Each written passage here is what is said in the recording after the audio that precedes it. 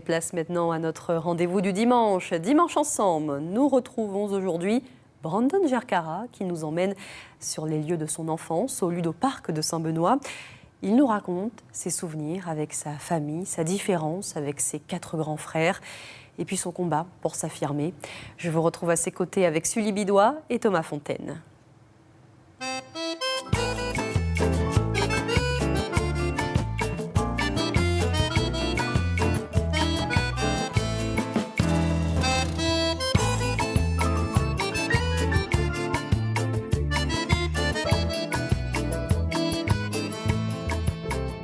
Brandon, on a choisi le Ludoparc de Saint-Benoît pour accueillir à nous aujourd'hui. En quoi le lieu ici il est important pour vous? En fait, quand on était petit, mes parents ils t'amènent moi souvent terre là.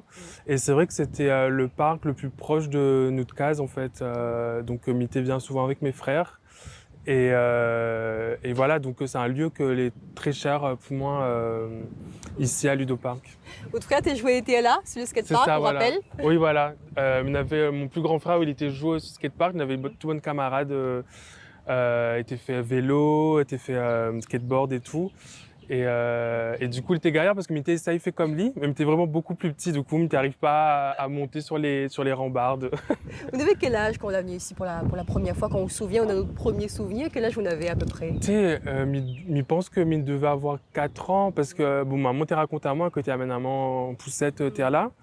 Moi, je pense 4-5 ans. Elle est un peu flou, hein, peut-être m'y croit savoir, mais depuis toujours, on a l'impression que ce lieu-là, depuis toujours, m'y connaît et m'y vient de temps en temps, ici, même aujourd'hui.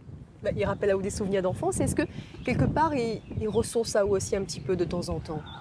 Pour être honnête, c'est que me rappelle qu'à un moment donné, quand il revient ici aujourd'hui et par rapport à ce que m'y fait, c'est comme une revanche, c'est-à-dire que me connaît que m'était sans moi mal dans ma peau, comme il était petit, et le fait de revenir sur ce lieu-là de temps en temps, une fois que ma fille accepte à moi, il permet de changer aussi le regard qu'on en a sur le lieu. Donc oui, forcément, il essaie de reprendre un peu l'espace.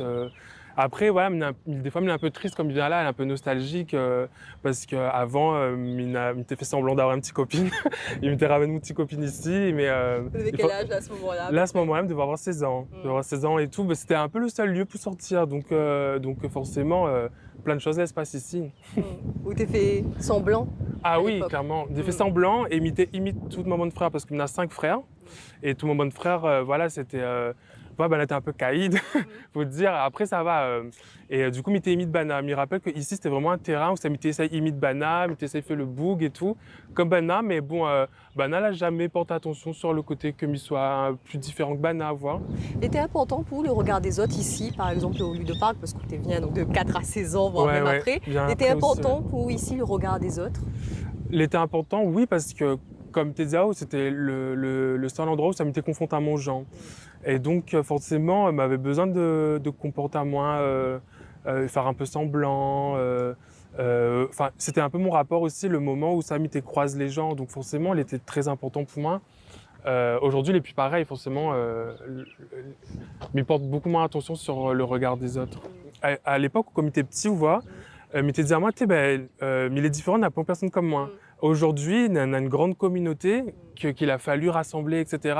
Et c'est vrai qu'à travers l'association Requeer, en fait, que m'y porte, maintenant, nous connaît que nous une force, en fait, et nous une famille, en fait. M'y connaît n'a beaucoup de gens, n'a pas eu la même chance que moi, ou n'a pas forcément une famille que les tolérants, qui acceptent que les enfants, les lesbiennes, gays, bi, trans.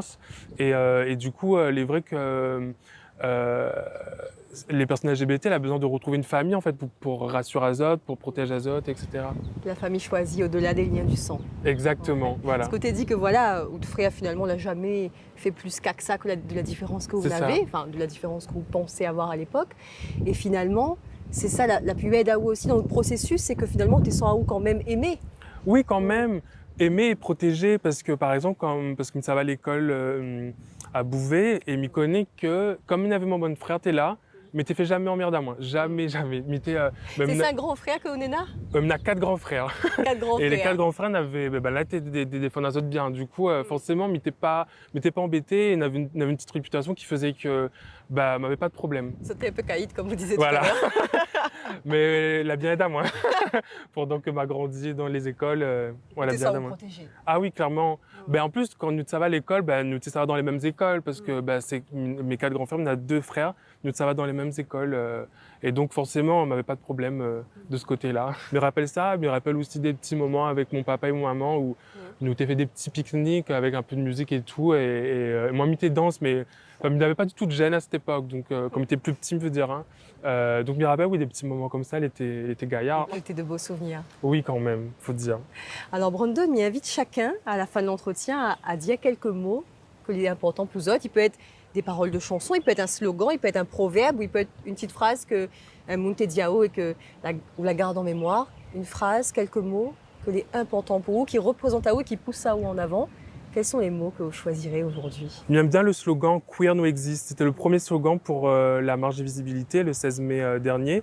Et je pense qu'il faut que nous tenions à ça parce que c'est quelque chose que l'important, je pense. On mélange la créolité aussi avec. Pour moi, l'important, la créolité, parce que c'est la représentation des créoles, en fait. Et nous avons besoin de représentation, nous avons besoin d'être soutenus. Et voilà, c'est comme ça que nous va avancer. Donc Queer No Exist. Queer No Exist, voilà.